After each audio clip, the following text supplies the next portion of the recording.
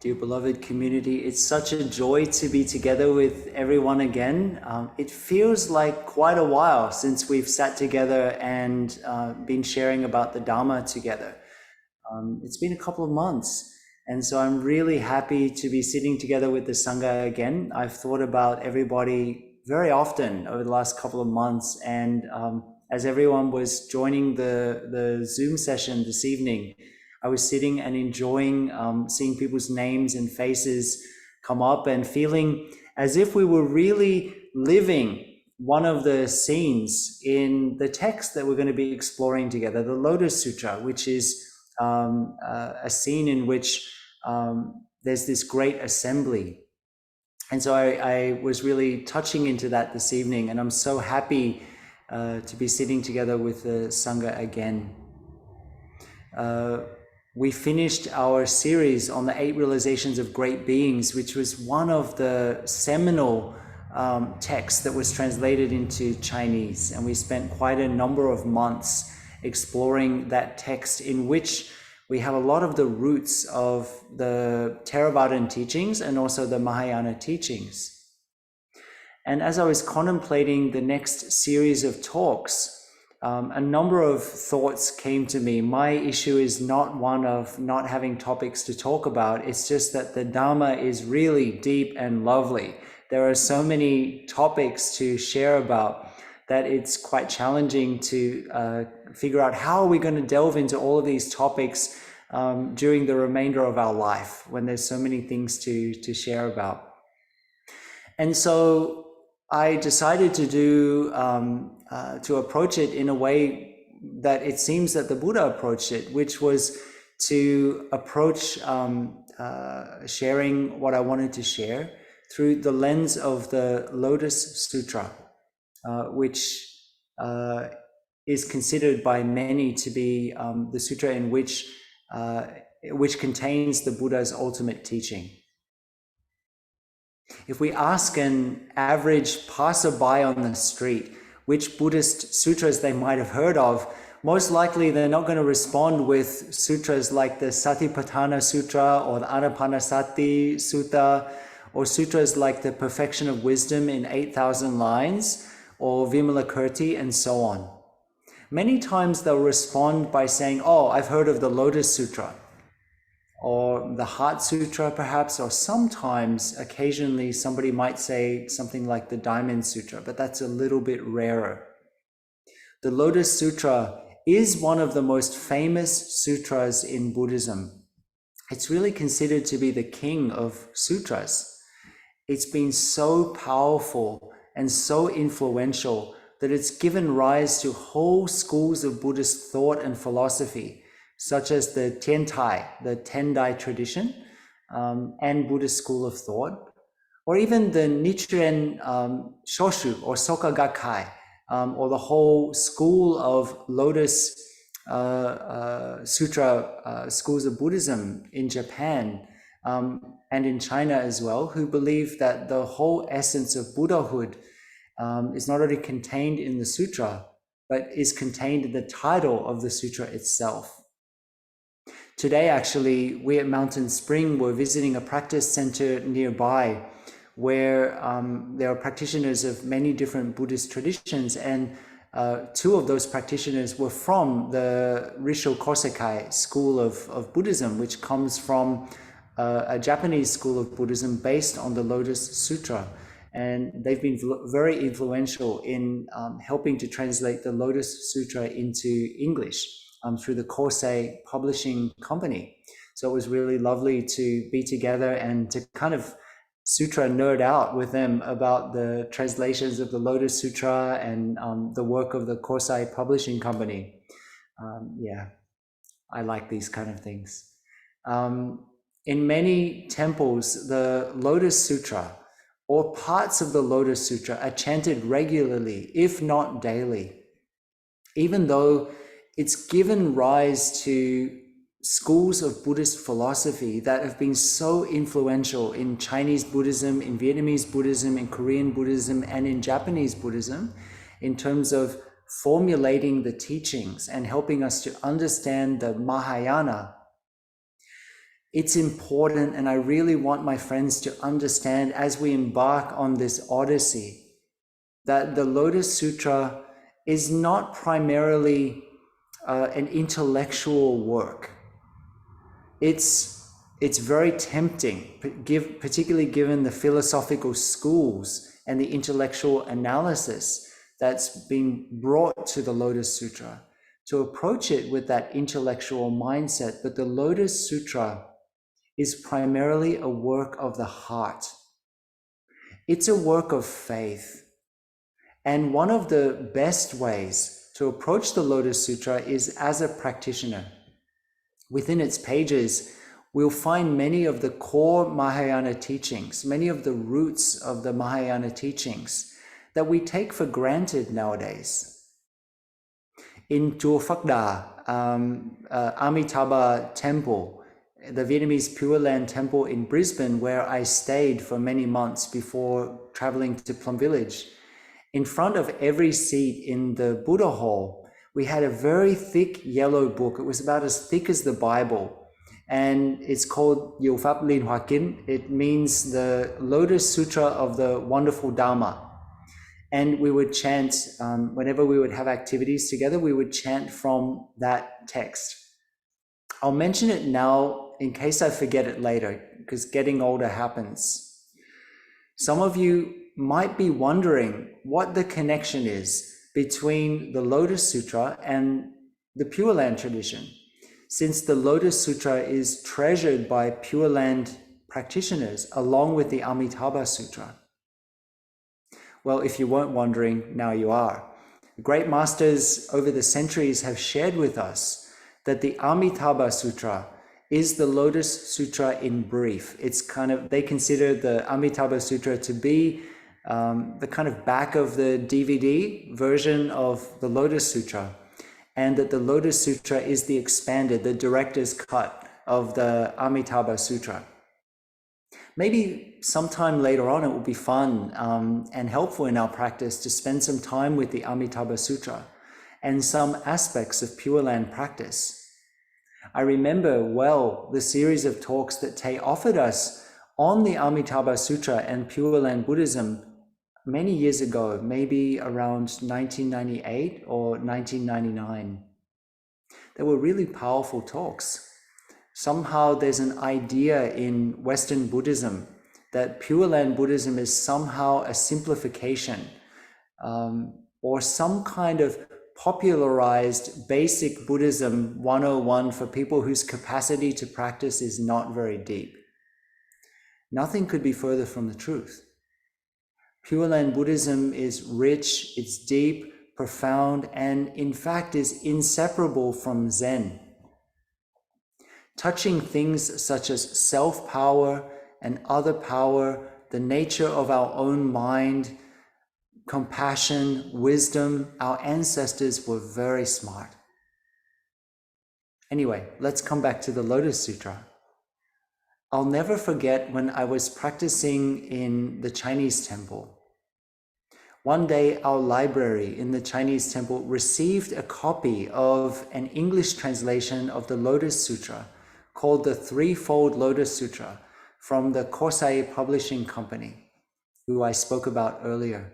I was so excited that finally I would be able to read the sutra and understand what all the fuss was about.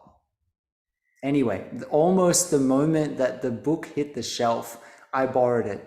And I could hardly wait until I returned home and opened it up. I eagerly delved into the text and I got lost immediately. I was so confused. It seemed as if most of the sutra text consisted of the Buddha and other bodhisattvas praising the sutra text, rather than actually sharing a teaching, actually sharing a sutra. How could the sutra be talking about itself? I didn't get it at all. Up to that point, I'd been quite familiar with the narrative structure of the Pali Sutras, and this text didn't fit that mold at all. I tried a few times, even eventually flipping around in the sutra to see if there are any good bits. There were apocalyptic images and images of the Buddha's tongue extending into various realms, and so on. Not long ago, I saw a video clip in which a child says to their mother, "I've shared with you before, Mum, socks are just not for me." Well, that was the kind of feeling that I had. In the end, it's not as if I gave up entirely, but I kind of closed the sutra and then waited a suitable amount of time before returning it back to the temple library so I wouldn't feel so much like a failure. A Lotus Sutra reject. When I was checking in the sutra, the person behind the counter said, "Isn't the Lotus Sutra marvelous?" I quickly nodded in agreement, but in my heart of hearts, to tell you the absolute truth, I didn't get it. And I was pretty disappointed. I just didn't get what the fuss was about. It was only much later in my study of the Lotus Sutra that I read the story of the 17th century Zen master Hakuin, the great poet Hakuin, who many of us will be familiar with, who approached the sutra with much of the same enthusiasm that I had, and he was expecting to discover many profound and mysterious doctrines. In his own words, at the time, he says, "My hopes were completely dashed." It was only years later, after some deep practice, that when he took up the same text again, he had the experience of penetrating to the heart of the meaning of the text, sharing later that the doubts that he had up to that point were destroyed. And he shared that he unconsciously at that moment uttered a great shout and burst into tears. In the monastic Sangha, we're divided into small groups that we call mentor-mentee, where an elder sister or an elder brother sits with the younger ones, usually once a week or so, and they have tea together, and we share and check in about everybody's practice. In my weekly mentor-mentee session, we had a segment that I lightheartedly called Weekly Obsessions, and I would invite everyone to share something that they were obsessed with that week. Anything from practices, foods, particular ideas, or some habit energy. And we would all be there to either learn something together, since sometimes what one is enthusiastic or interested about can spark the same enthusiasm in others, or to support each other in challenging and difficult times. I have to share that over the past number of years, the Lotus Sutra has not only been a weekly obsession, but is an ongoing one.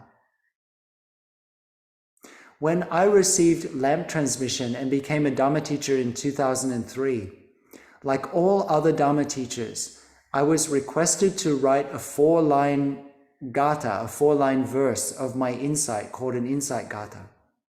I didn't spend a long time wrestling with it, thinking, oh, how can I encapsulate everything in 4 lines?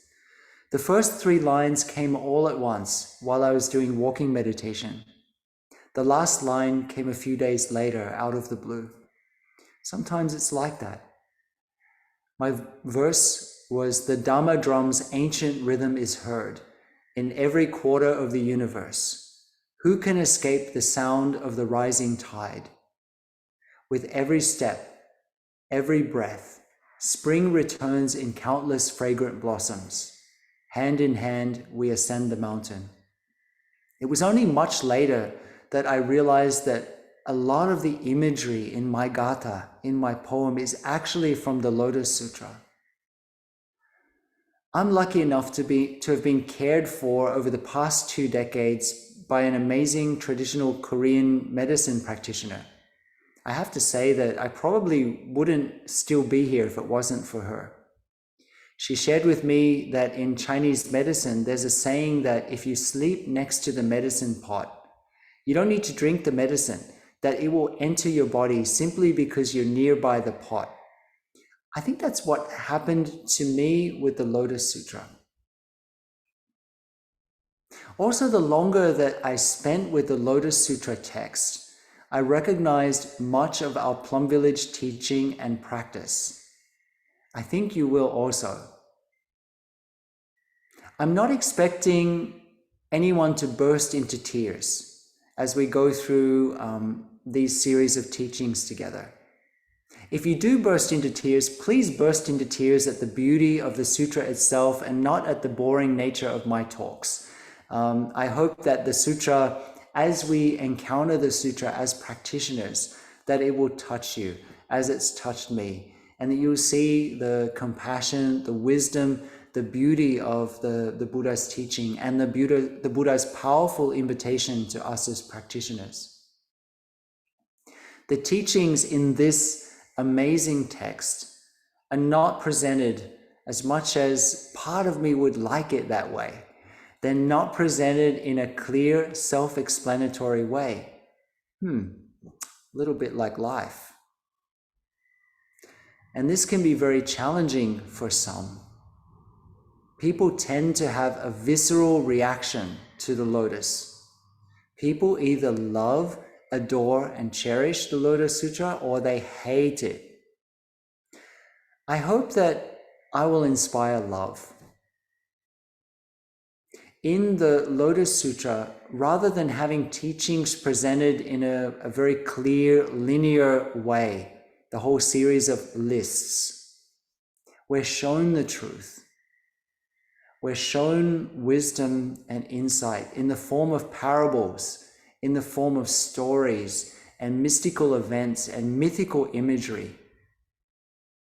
Without a thorough grasp of Buddhist doctrine and cosmology, it's actually not possible to grasp the depth and the profundity that's being offered to us in plain sight, in a sense, through this sutra.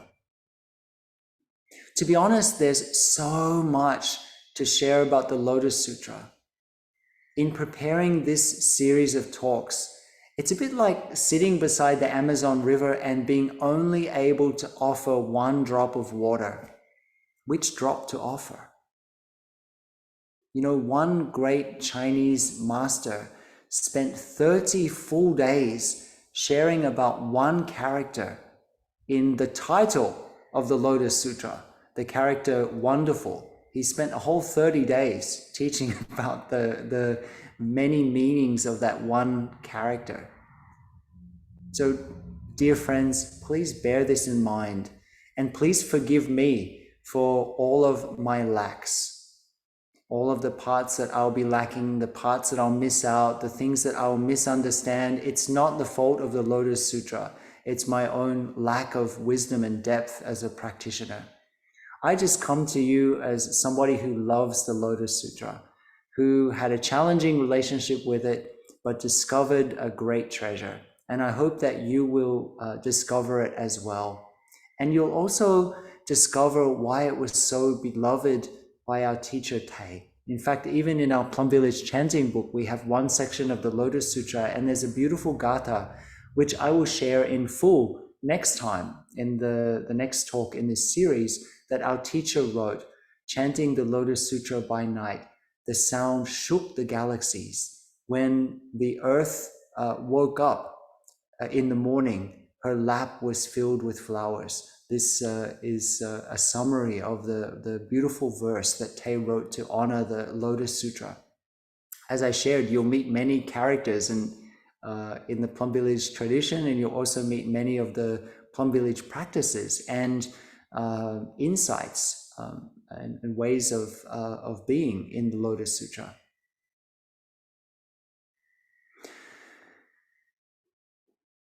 As we go through the Lotus Sutra, it's my hope to spark this interest, this enthusiasm, this love in you, so that you'll continue your own exploration and go much more deeply, much more profound than I ever will be able to. Let's enjoy a sound of the bell.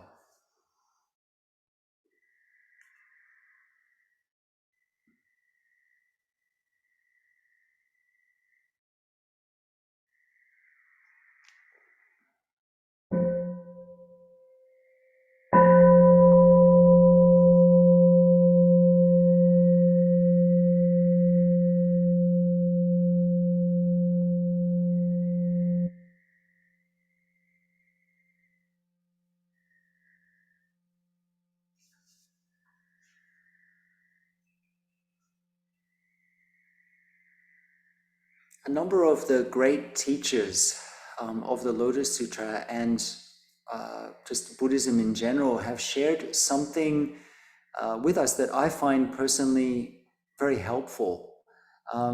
It's also helped me personally to have a very enriching encounter with this mysterious and profound text. Some of the great teachers have shared that the Lotus Sutra at its core is open or empty. In this sense, it's a surrounding text, providing context, and this invites interpretation not only of what is said or displayed in the sutra text, but it's also an individual filling in of what's not mentioned. Each of us in our individual encounter with this text shapes its contents in a sense. In this way, for each of us, the sutra holds up a mirror to our mind and our heart, and this can be very confronting.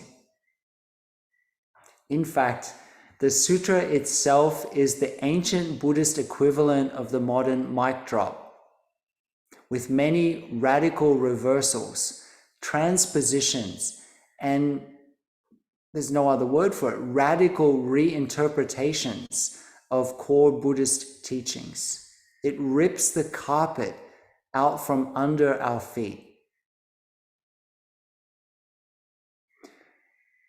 In fact, it says in the text, which as we explore the text over the course of the next month, it says in the text that as the Buddha was teaching, what he was teaching was so disconcerting, so unbelievable to many of his followers as they were hearing him teach. They said, well, there's no way this could be true at all. There's no way. The Buddha Gautama has completely lost the plot. They stand up and they walk out. Sometimes I like to think of the Lotus Sutra as one of those stage shows where a performer is standing in front of a fully loaded dining table and then rips out the tablecloth without any of the plates and the glasses falling over. But we'll get to that later. There are many ways to approach and reflect on a sutra. And to begin, I want to remind us all of what our teacher, Tay, has always shared with us, that whenever we encounter a sutra, particularly a sutra like the Lotus, which it can be quite mystical in some regards, we always need to ask ourselves, how does this help me to transform my suffering? So there are many ways to approach a sutra. We will be approaching it from the angle of a practitioner. Of course, to approach it from the angle of a practitioner, I do need to put my sutra nerd hat on a little bit from time to time, and I'll do that this evening, just so that we have a little bit of an understanding of its origins, its intentions, and some of the framework that will help to be a container for us as we have our own personal encounters with this text, as we practice with this text over the course of months.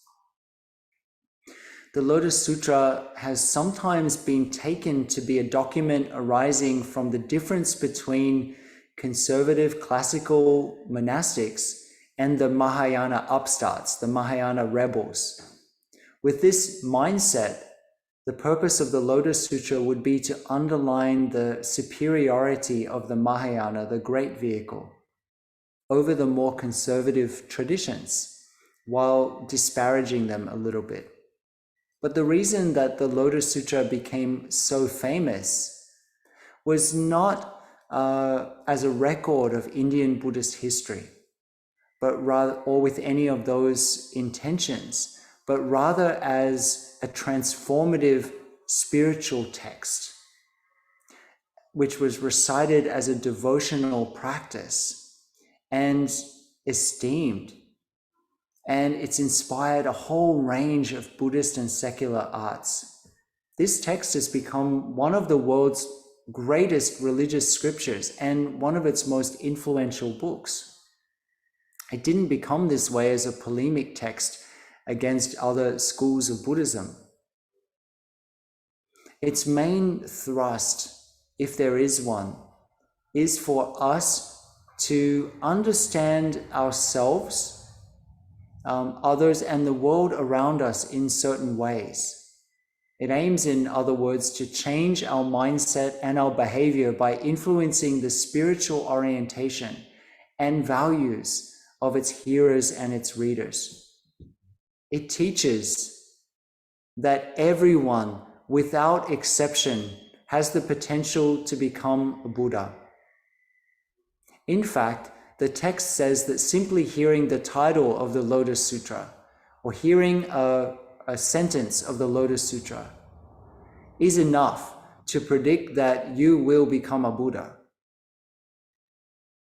This simple teaching would later develop into doctrines and theories about Buddha nature.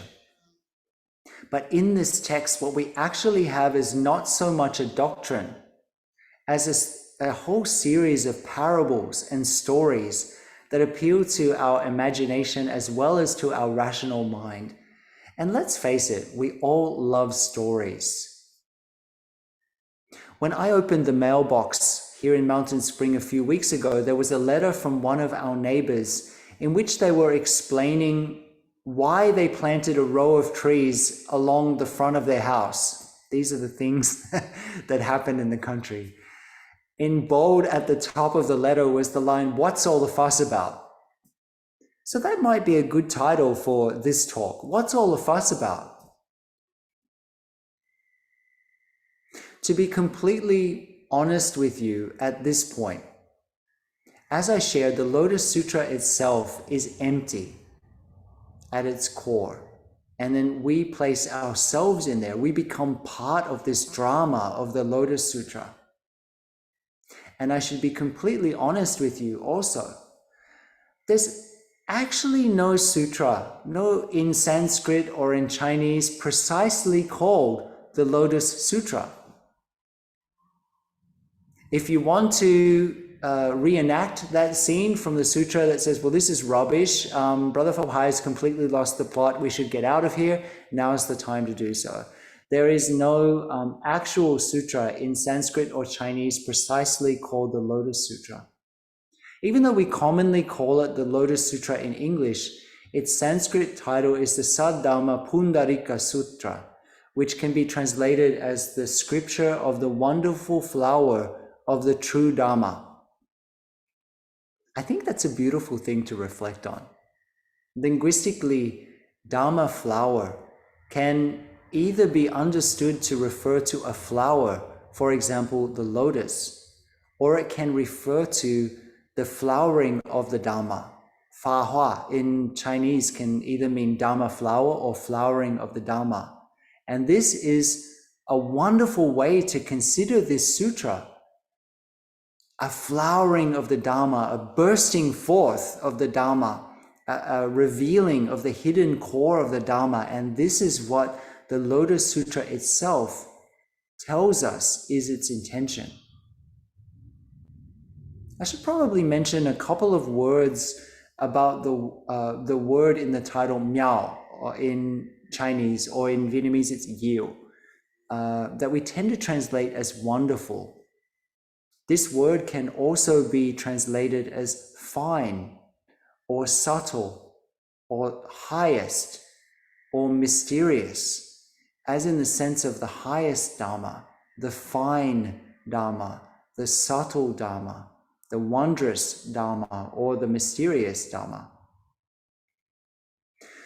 The term Saddharma, true Dharma or teaching, is used to distinguish the Lotus Sutra from all other previous teachings of the Buddha. The lotus flower imagery is also said to point to an important issue that's made in the sutra, and it's reflected in the way the sutra is composed, the different parts of the sutra. Whilst being inspired by higher teachings, our ground of transformation is always our everyday life. These two realms need to be connected. And for those of us from the Plum Village tradition, we know this is very much the Plum Village way of interacting, the Plum Village way of practice, that all of our practices need to be applied in each and every moment of our daily life, that this is engaged Buddhism. There's a teaching in Buddhism that the whole teaching of a sutra, the energy and the essence of a sutra, is contained in its title. There are whole texts that have been written just about the title of this sutra. In fact, even if we stop here and never say another word about the Lotus Sutra, we've done well. Each of us can congratulate ourselves and each other, because as I shared, it says in the text that even hearing the title of the Lotus Sutra means that we've got incalculable merit. We have a lot of positive potential. And it's actually a prediction of Buddhahood for you. Not for everyone else except you, but for you. Just hearing the title means, according to the sutra itself, that you, yes, you, will become a Buddha. Imagine how much more positive potential you have within the mindset of the Lotus Sutra to be able to actually read, to be able to recite, to be able to practice with, to understand, and to be able to discuss this text, as we'll do over the course of the next few months. As you encounter this text, you'll see that this mindset of great joy, of great celebration, of the wonderful, great good fortune that we have to meet the teachings, just resounds through the whole text. And this whole quality of joy is meant to suffuse us in our practice. While the Lotus Sutra itself is primarily, as I shared, a work of the heart, a work of faith, the work of a practitioner. As everybody knows, I like a good list. I like a little bit of Buddhist history. I like a little bit of framework. So I thought it might be helpful, and if not helpful, at least interesting. If not interesting, I hope you'll indulge me to share a little bit about the history of the sutra and some of the framework that we'll encounter as we go through. As any student of Buddhist history will know, the Buddha was an itinerant wanderer for much of his teaching career. Not everybody heard all of his teachings. In fact, most practitioners or monastics may have heard only one or two, maybe the majority of practitioners, scholars tell us, might have heard at most, and this is including monastic disciples, maybe 10 or 12 what we consider to be sutras nowadays during the course of their lifetime. And if you've read even just the Pali Canon, you know that there are hundreds and hundreds, if not thousands of sutras, of teachings. This fact often gives me pause, since so many of us think that we need to read all of the sutras in order to understand Buddhism. And wake up. Just one more retreat, one more Dharma talk, one more commentary, one more book. In the Buddha's lifetime, and in fact, up until very recently, most people only heard just a couple of teachings in their life. One teaching is enough, more than enough, if we put it into practice. Since the Dharma has this quality, it's considered to be innate to the Dharma, that every single aspect of the Dharma is interconnected, and it has this quality of leading us on. If we apply one thing correctly, it will lead us into everything else. I like to explain this in simple terms as imagining a building with many different rooms, and it doesn't really matter which door you walk through, just walk through a door. Whichever Dharma or whichever teaching presents itself to us is the right one for us. Just put it into practice and everything else will fall into place. It's only after the Buddha passed away that a conference was convened in order to come to an agreement about what the entire body of the Buddha's teaching was, since almost no one had heard all of the Buddha's talks.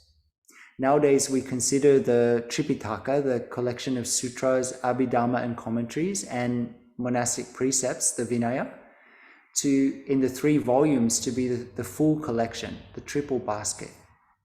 However, in the early days of Buddhism, some schools had 4 or 5 or even 7 baskets or collections. These teachings were not written down until about 500 years after the Buddha's passing away in Sri Lanka, and also we've discovered similarly dated fragments in the Gandharan region in the northern subcontinent of India. In fact, the Gandharan fragments, which consist of fragments of Mahayana texts, including the Lotus, date from roughly the same period of time that the Pali Canon was first written down in Sri Lanka. This tells us that at least some of the key Mahayana texts were not necessarily composed at a much later date, as was assumed up until these discoveries, but in fact were in circulation at around the same time as those sutras that are contained in the Pali Canon. The Lotus Sutra was frequently cited and quoted in Indian scholarly treatises and compendiums. It's no exaggeration to say that the Lotus Sutra has been the most influential Buddhist sutra in East Asia. The sheer number of surviving manuscripts and manuscript fragments of the Lotus Sutra demonstrate that the text was copied often. And as you will discover in the text, the Lotus Sutra invites us to recite, to copy, to play music to the Lotus Sutra, and really venerate the text itself. According to one scholar, during the 6th century, there were over 50 Indian commentaries on the Lotus Sutra. However, there's only one surviving Indian commentary, and in fact, it only survives in Chinese. And it's attributed to the great teacher and commentator Vasubandhu. I'm sure that everybody's saying, I know who Vasubandhu is, right? I'm sure you're very familiar with Vasubandhu, since Tay has taught extensively on Vasubandhu.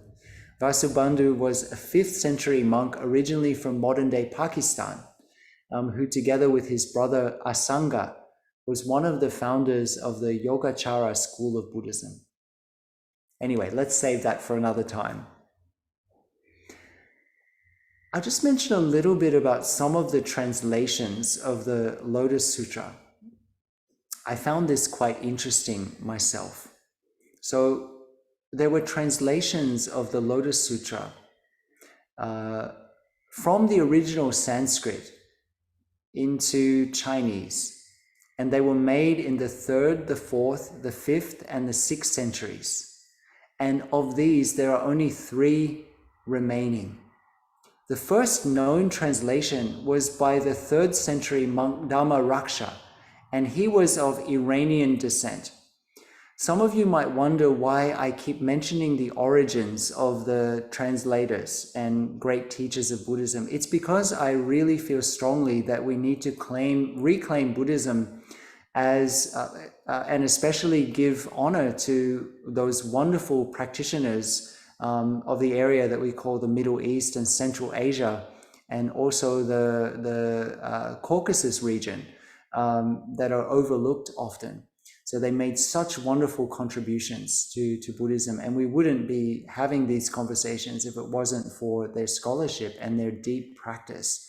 As we learn in some of the Silk Road texts, there were in Kabul, in Afghanistan, there were at one stage 40 different Buddhist monasteries and temples and practice places just in and around Kabul.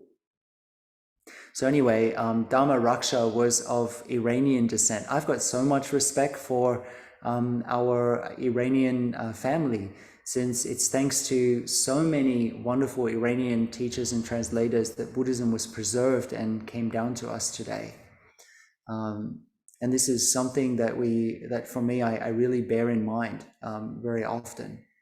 This early translation from Dhamma Raksha was eclipsed by a translation by the famed translator Kumarajiva in the 5th century. Kumarajiva was also from the Silk Road, from Central Asia. And Kumarajiva's translation in the 5th century became the standard translation in East Asian Buddhism, the most popular one. And it actually differs in some significant ways from Dhamma Raksha's translation.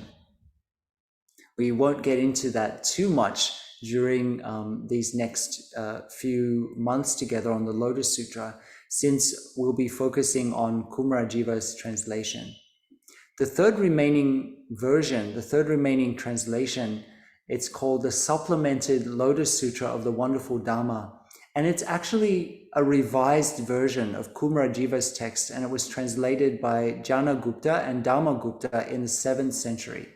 And so this version included elements that were absent in Kumarajiva's original text, including the Devadatta chapter, various verses, and the concluding part of chapter 25, which is the Avalokitesvara Sutra, the universal door chapter about the Bodhisattva of great compassion. So the Lotus Sutra, being of such importance, means that it's also been compiled together with 2 other sutras, one of which is mentioned in the text. These other 2 sutras kind of perform the function of a prologue and an epilogue. And collectively, they're called the threefold Lotus Sutra. And this, of course, is the version that I came across first of all. So in the core text of the Lotus Sutra, it mentions that before the Lotus Sutra actually begins, the Buddha taught a sutra called the Sutra of Innumerable Meanings. So this sutra is the sutra that begins the threefold lotus, the Sutra of Innumerable Meanings. And then there's the Lotus Sutra of the Wonderful Dharma. And then there is the Sutra of Meditations according to Samantabhadra. So during this series of talks, we'll focus just on the core text of the Lotus. However, I encourage you to also explore those other 2 texts, which round out your experience of the Lotus Sutra. It'll probably be helpful to keep in mind as we go through this text that this sutra does not have a continuous narrative in the usual sense. In many cases, each chapter is quite self-contained. There are also contradictions from time to time in the text, just like in our lives. The Lotus Sutra was compiled in its present form in about 3 or 4 phases over about 80 years. The first phase was the composition of the poetic sections of chapters 2 to 9. And then the second part was the composition of the prose sections of chapters 2 and 9. So the Lotus Sutra itself, each of the chapters has a similar structure to what we often find in the Pali Canon, in which there's a prose section, and then there's a poetic section which restates and sometimes reinterprets or expands upon what's being shared in the prose section. And then there's a little bit more prose, a little bit more poem. So it kind of goes on like that, similar format to the Pali Canon. Then the third phase, which saw the addition of chapter 1. It was added in the third phase, and also chapter 10 through chapter 22 were added in that third phase. And then there was a fourth and final phase, which consists of chapter 23 through to chapter 27, and also chapter 12 and chapter 28 were added in this period as well to kind of finish the sutra. And the division of sutra into these 3 or 4 parts can be understood in terms of the teachings that the Lotus Sutra contains. The first part shares with us, the first section of the sutra shares with us that there is a unifying, underlying truth of the whole universe, and within the Buddha's Dharma as well, that there's one thing that the Buddha hadn't dared, in a way, to share with us clearly up until this point. And that is that there is only one vehicle of the wonderful Dharma. And that the second part of the text sheds light on the everlasting personal life of the energy of the Buddha, the everlasting original Buddha, the everlasting Buddha nature. And then the third part emphasizes the actual activities of human beings. In other words, how to apply this insight in our daily life, the Bodhisattva way, the way of the Bodhisattva in the world. However, many great practitioners, many scholars and practitioners also shared with us that the sutra itself can be divided into two distinct sections. And this is also a helpful way to approach the text, in addition to those three ways to look at it that I just shared about. These two sections are called in Chinese the yin, the cause, and the guo, the effect sections. The first section is devoted to the one Buddha vehicle, and the second section is focused on the Buddha himself, the nature of the Buddha. The first half of the sutra, to put it simply, reveals to us that the Dharma is so far greater than we'd ever guessed before, we'd ever even dared to dream, and that the Buddha had dared to share. And then in the second part of the sutra, we discover that just like the Dharma is so much vaster and more wonderful than we'd ever dared to imagine, so too is the nature of the Buddha, so far greater than we had conceived up to now. To put it another way, the first section of the sutra is, perhaps it'd be helpful to consider it as being from the perspective of a practitioner on the Buddhist path. And the second section is from the point of view of someone who has reached the end of the path. Zhi Yi, the great Tendai master, has called these the trace and the origin teachings. Our own teacher Tei has called these the original and the ultimate dimension teachings, the historical dimension and the ultimate dimension teachings. Some of the chapters of the Lotus Sutra have come to be considered almost as separate sutras within themselves, most notably chapter 25, the Universal Door chapter on Avalokitesvara Bodhisattva, which is chanted daily in some temples and monasteries and is also available in the Plum Village Chanting and Recitation book. As I shared earlier, the sutra text itself is filled with so many allusions to and radical and complete interpretations of core Buddhist teachings and practices. When we think of core Buddhist teachings and practices, many of us will think of such things as the Four Noble Truths, the Noble Eightfold Path, suffering, impermanence, non-self, and so on. And we've certainly been exploring these in the Compassionate Ocean Sangha. One of the initially disconcerting things about the sutra text itself is that it is very, very, very self-referential. The sutra itself appears as one of the key players in the sutra. And also in the text, the sutra's authenticity is underlined by referring to itself. Due to this, if we don't look deeply, we can easily misunderstand that the purpose of the Lotus Sutra was mainly to glorify itself.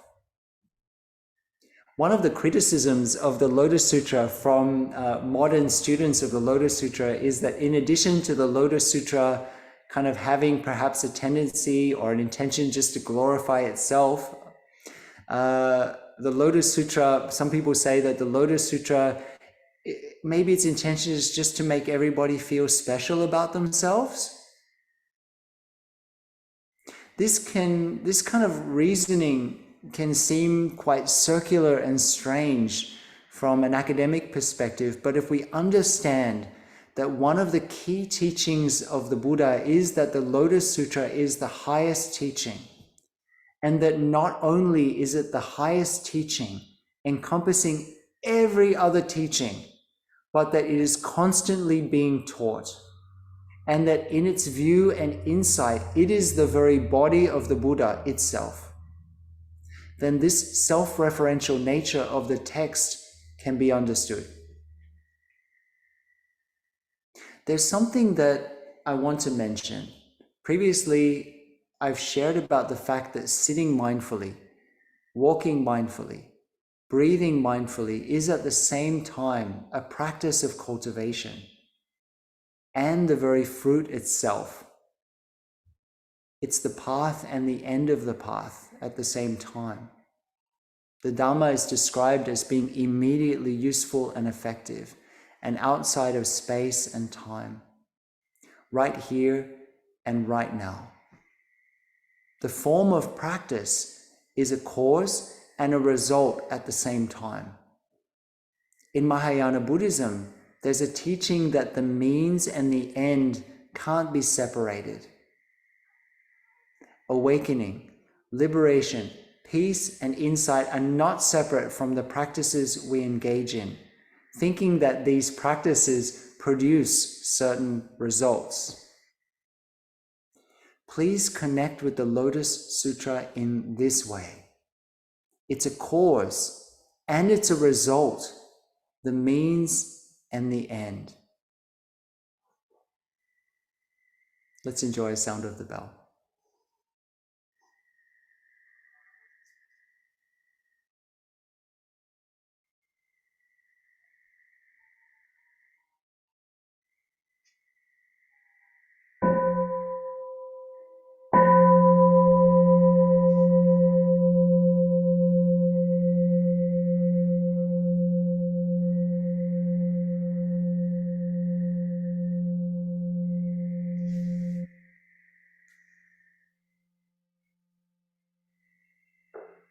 Gosh, almost an hour and we haven't even gotten to the text yet. In this text, the Buddha shares that everything that he's taught up until now, all of the many years of teaching that he's offered up until now, should be considered to be toys for little children, and that in fact he hasn't shared the real truth with us up until now. The sutra tells us that many people find this to be so shocking that, as I shared, they storm out. What's this message that everybody finds so shocking? That up until now, the Buddha has taught that Buddhahood is so rare and so difficult. But in fact, there's only one vehicle of Buddhist practice, ekayana, one vehicle. Eka means one and yana means vehicle. One vehicle of Buddha practice, and that is the path of Buddhahood. In the past, it was seen that only a very rare person could become a Buddha.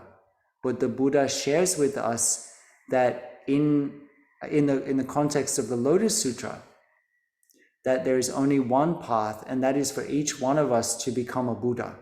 And each one of us will become a Buddha. It's our birthright. And that there's nothing other than that.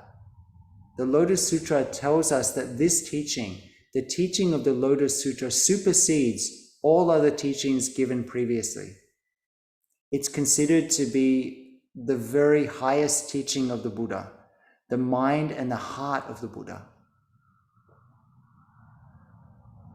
Earlier, I mentioned about the influential Buddhist tradition and philosophy called Tendai.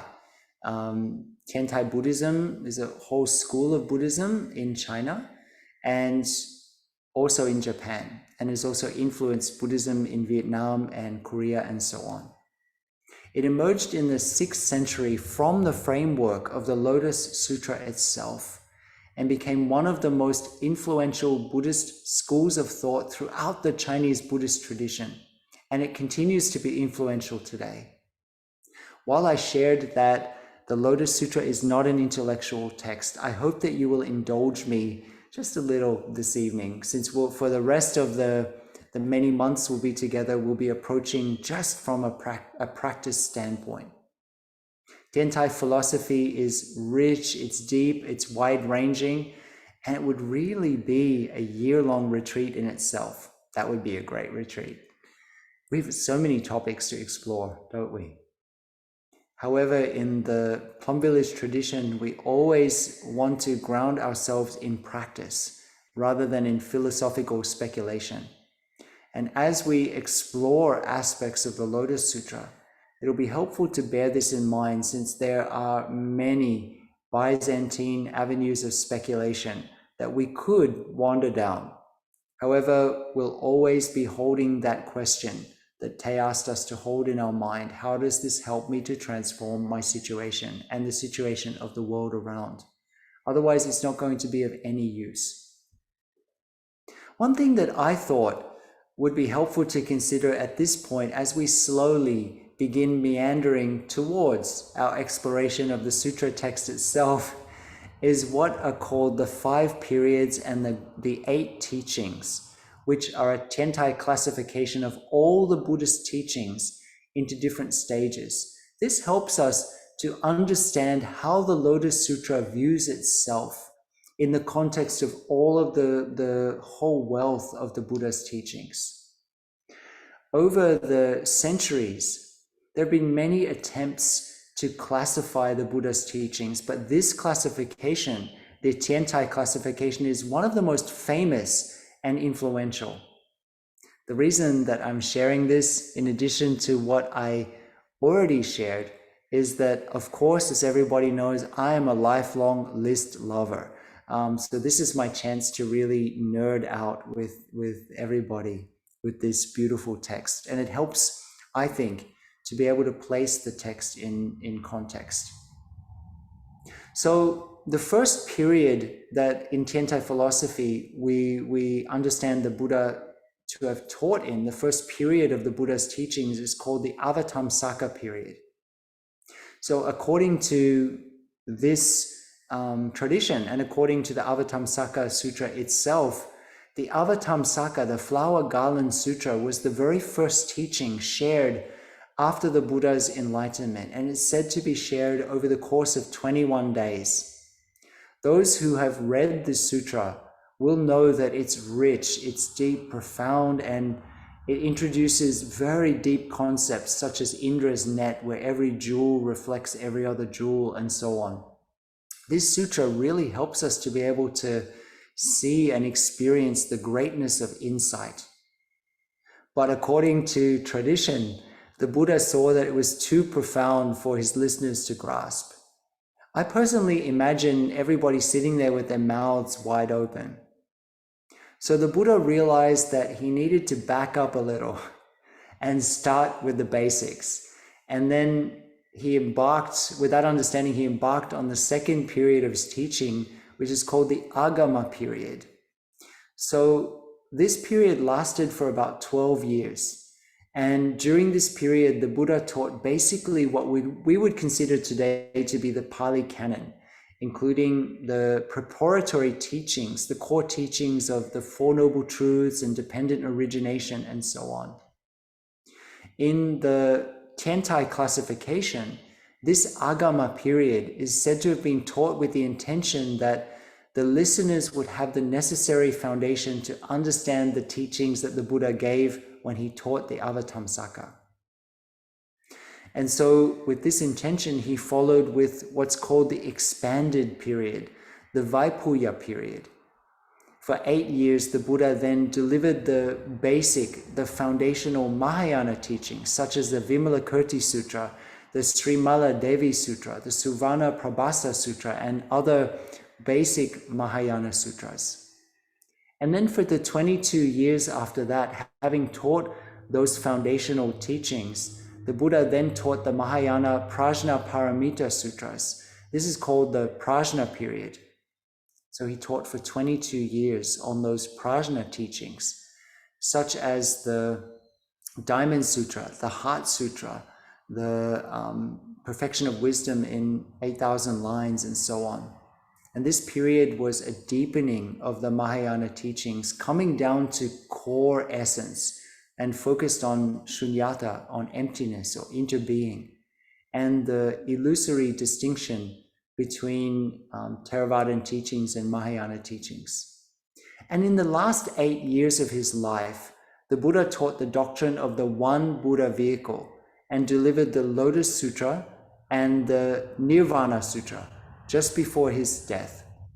This period is called the Lotus and Nirvana period because it's shared that during this period, the Buddha shared directly from his experience of enlightenment, sharing the heart of the Buddha's mind with his listeners and by extension with all of us. So the 8 teachings from those periods of the Buddha's teaching in Tendai philosophy, they also came up with something called the 8 teachings. I hope everybody's still with me. I think it'll be helpful for everybody as we go through the text. If it's not, throw it out and just come back to your Buddha nature. That's come back to essence. The 8 teachings are a classification of different types of Buddhist teaching. And like every good Buddhist list, they consist of 2 further sub-classifications, the fourfold teaching and the fourfold method. Are you excited? I am. The fourfold teachings are a classification by content. And they're called teachings because they, according to GE, they disclose the principle, the very essence, and they relate to various meditation methods and fruits. The first one is the Tripitaka teaching, the Sutra, the Vinaya, the Abhidhamma, in which the basic teachings are explained. And the main elements of this teaching, the Tripitaka teaching, is the 37 factors of awakening, of living simply, of mindfulness trainings, of understanding impermanence, emptiness, the 6 perfections, and meditation. And also the arising and passing away of momentary phenomena. So this is one way to teach and also one way to practice. And then the second way is the connecting or sharing teaching. It's basically the teaching of emptiness, shunyata, which is shared by Mahayana and Theravada, although it has to be shared that the teaching of emptiness was significantly expanded by the Mahayana. And this corresponds to the first of the 3 contemplations and practices of the 10 stages of a bodhisattva. And these stages of a bodhisattva are common practices between the Theravada and the Mahayana. Then according to Tendai philosophy, there's the distinctive teaching. And this is the first aspect of teachings that are specific to the Mahayana or the great vehicle approach, the teachings of the bodhisattva path. And this corresponds to the second of the 3 contemplations. And it involves the practices which were summarized by Chi into the 52 stages of a bodhisattva. Now, some of you might be thinking, my God, Fapai is talking about 52 of this and 10 of that and 8 of something else. But actually, we are students of Te in the Plum Village tradition, it's helpful to know these things since they're mentioned in some of our chants, such as may the day be well, and so on, the different fruits of the path. In the Plum Village tradition, in that beautiful chant, may the day be well, we wish that everybody enter the bodhisattva stages. Although for some of us, we might be thinking, thankfully, Fapai doesn't have time to go into the 52 bodhisattva stages in this series. I just know that some of you have your pens at the ready. The 52 bodhisattva stages are listed in the Avatamsaka Sutra. In summary, they consist of 10 levels of confidence. And that's a beautiful thing to think about, 10 levels of confidence.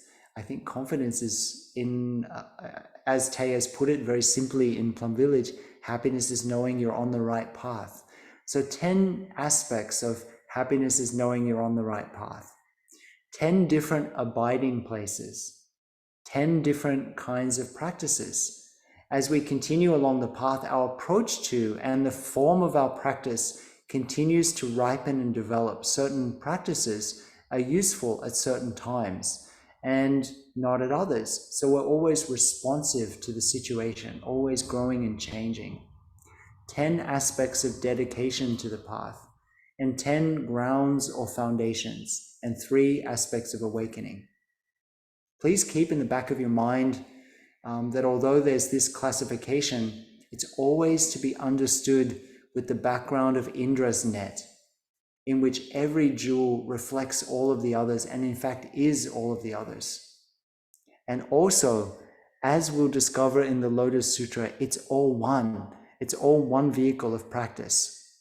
I'm sharing this partially because I think it's helpful, but partially I think it's helpful in another way, and that is that while the Lotus Sutra itself teaches us that everything is one and it's very simple, there is within the Lotus Sutra itself occasionally a tendency to become complicated, and as we can see with some of these lists, they can become quite detailed, even though the Lotus Sutra itself wishes to emphasize that everything is one. And then the fourth is the complete or the perfect teaching. And this is the teaching which can't be described fully in words and concepts, which is found in the Avatamsaka and in the Lotus Sutras, which are traditionally the first and the last of the teachings offered. And both of them are offered from the perspective of the Buddha's mind. The complete teaching moves beyond all of the analytical classification, into certain stages to see the oneness and the interpenetration of all of the various practices, ideas, and values. And we see key things expressed over and over again, such as suchness, Buddha nature, interbeing, and so on. And then the fourfold method of teaching, which I wanted to share because we see it expressed in the Lotus Sutra. And also I feel it's helpful for us as Dharma teachers to be able to understand these 4 different ways of teaching somebody and also teaching ourselves, being taught. The first is gradual teaching, which is a method in which we teach things stage by stage. The second is sudden teaching, which is in which we focus on penetrating to the heart of reality, suchness, right here and right now. Sometimes offering really pithy teachings, 1 or 2 sentences, such as Tay has done with us when he shared with us, "You're already what you want to become." This is basically the Lotus Sutra in 1 sentence. The third is the secret teaching. Now, before everybody gets really excited and thinks about mystical teachings and mantras, the secret teaching here means that when we don't share teachings and when we share teachings and practices that don't have the fragrance or the smell of Buddhism or even of practices or wisdom. Brother Hongbang here has a very beautiful expression. Sometimes he shares, "I didn't see it, Tay, but I can smell it." You know, when he wants to share something, he didn't see it necessarily, but he can feel it. He doesn't say, "I feel it," but "I can smell it." So it's when a secret teaching is when we share a teaching that doesn't have the fragrance or the smell of Buddhism or even of practices of wisdom. In the Bodhisattva path, there's a practice of the Bodhisattva in which a Bodhisattva practice is said to be a practice of completely harmonizing with the situation that we find ourselves in, of not standing off to one side. So this is the spirit of the secret teachings.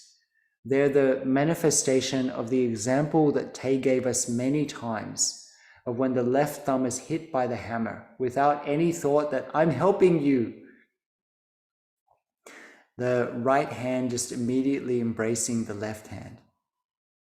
And then finally, there's the variable teaching, which is a method with no fixed teaching, but just various teachings for various persons and circumstances, such as the great Zen koan, in which somebody came and asked, does a dog have a Buddha nature? And we of course know that the Buddha in the Lotus Sutra teaches that every single living being has a Buddha nature, but the Zen master said, no, How can we understand that? So this is what's meant by a variable teaching. So isn't it interesting that while the Lotus Sutra emphasizes oneness and, in a sense, simplicity, and at the same time there are incredibly detailed classifications of teachings and doctrines that have come out of it? Our human mind is a wonderful thing. If you find it helpful, fantastic. If you find it unhelpful, throw it out. It's important to remember that even in the Pali Canon, even in the Agama teachings, it is fully accepted, and we can see that the Buddha did not teach the same things to everyone.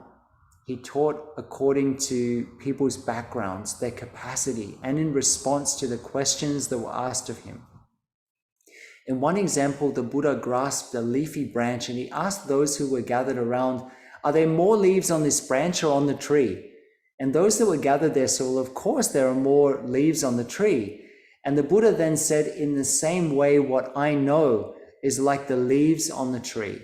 What I share with you is like the leaves on this branch. Although I know much more, I'm only going to share with you what's necessary to transform your suffering." The Lotus Sutra is considered to be the entire teaching of the Buddha, the rest of the leaves on the tree.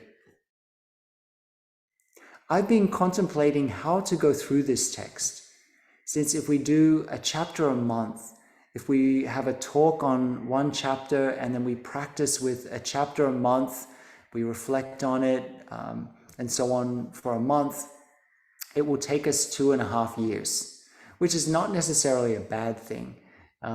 It will be 2.5 very well spent years. I don't think we need to rush through the text, but it also feels to me that some chapters will lend themselves to deeper contemplation and exploration and practice at this time than others. The Lotus Sutra, just like the lotus flower, keeps blossoming and keeps revealing itself to us. By focusing on some of the key themes in this series, when each of you revisits the Lotus Sutra text in the future, additional layers of meaning and insight will reveal themselves to you.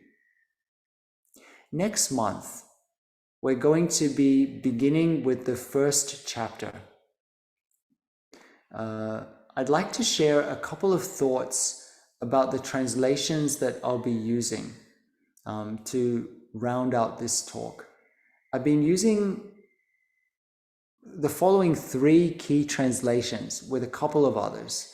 The first is from Jean Reeves. It's called the Lotus Sutra, and it's in very easy to understand language. There's another text by Leon Hervis, which is called the Scripture of the Lotus Blossom of the Fine Dharma, which is a very wonderful translation. And it also has comparisons to earlier Kumarajiva's version and Dhammaraksha's version, and also to aspects of the Sanskrit text.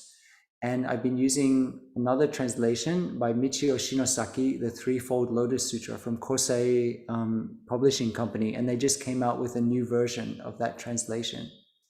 Each of these translations has its strong points, and it must be said with all humility, some weak points. Therefore, me being as I am and spending time with the text, with reference to the Chinese, I've combined what I consider to be the strong points of each of these versions. And in some cases, I've also replaced the text with the familiar Plum Village term in the text. It's been quite an undertaking, but it's been very joyful. And knowing that not all of us have access to the text, and also with a mind to the benefits that the Lotus Sutra itself promises come to all who read, who recite, who copy, and more importantly, who apply this text, I'm planning on making recordings of the text so that friends can listen to the text during the course of the whole month, that we don't need to acquire many different versions of the Lotus Sutra text in English, that I've combined the aspects of the three versions together with some Plum Village language in a way that I hope will be useful and understandable. And I'll record an audio recording of that chapter, and then you'll have that to listen to. So what I'm planning to do is I will record the first chapter, and then after I give the talk on the first chapter, I'll make the audio available in our Facebook group for those of you who would like to have the audio to listen to as you go through the month and reflect on the chapter and the reflection questions perhaps that we'll have with each chapter as we go through. So I hope it'll be useful for everybody. I personally really feel that this will be a joy-filled, beautiful, and heart-opening a series of explorations for us. And I am really looking forward to everybody's insights as we go through these few months together. I know that this first talk has been a little long. I'm very enthusiastic about the Lotus Sutra. And also there's been a lot of information in this talk. I hope it hasn't turned anybody off the Lotus Sutra. I hope rather that it's given you a sense of my love for the Lotus Sutra, a little bit of the history, a few touch points of some of the containers that will help guide us as we move through the text. Dear friends, it's been an absolute delight to be together with you, and we'll come to a close with 3 sounds of the bell.